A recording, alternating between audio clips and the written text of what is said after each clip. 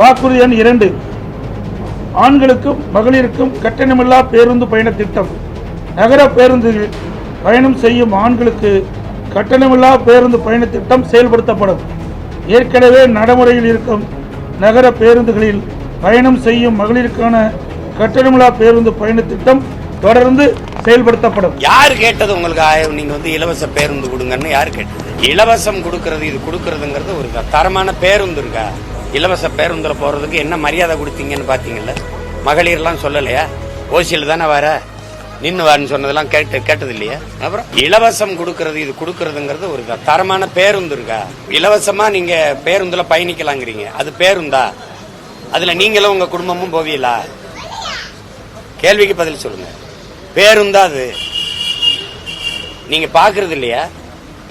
பாதி பக்கம் பேந்துக்கிட்டு போறது, முன்னாடி இது இல்லாம இங்க இல்லாம போய்கிட்டு இருக்கும்போதே பேருந்து, இதெல்லாம் பாக்குறீங்களா? அது பேருந்தா? அது காயலாங்கடையில இருக்க பழைய இரும்பாது.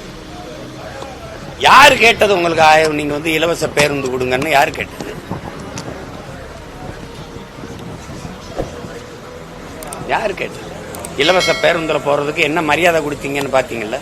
மகளிர்லாம் சொல்லலையா? ஓசியில் தானே வர, நின்று வான்னு சொன்னதெல்லாம் கேட்டது இல்லையா? அப்புறம்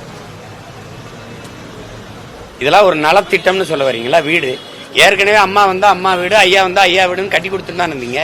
அந்த வீட்டில் நீங்க குடியிருப்பீங்களா? இல்ல உங்க பிள்ளைகள் யாராவது இருப்பாங்களா? அது வீடா கோழிக்கூடா? கொஞ்சம் பெரிய கோழிக்கூடு, அவ்வளவுதானே. புதுசா ஏதாவது சொல்ல சொல்லுங்க, ஆக்கப்பூர்வமா ஏதாவது சொல்ல சொல்லுங்க. இலவச பேருந்துல தரமான பேருந்து வருது, நானே கட்டணம் எடுத்துக்கிட்டு பயணிக்கிற வசதி எனக்கு தர சொல்லுங்க. 1000 ரூபாயில 2000 கூட இல்ல, மாசம் 20,000 ஈட்டிக் கொள்ளக்கூடிய வேலை வாய்ப்பை என் தாய்மார்களுக்கு கொடுக்க சொல்லுங்க. பண்டிகை நேரத்தில் பிரதமர் நரேந்திர மோடி தமிழ்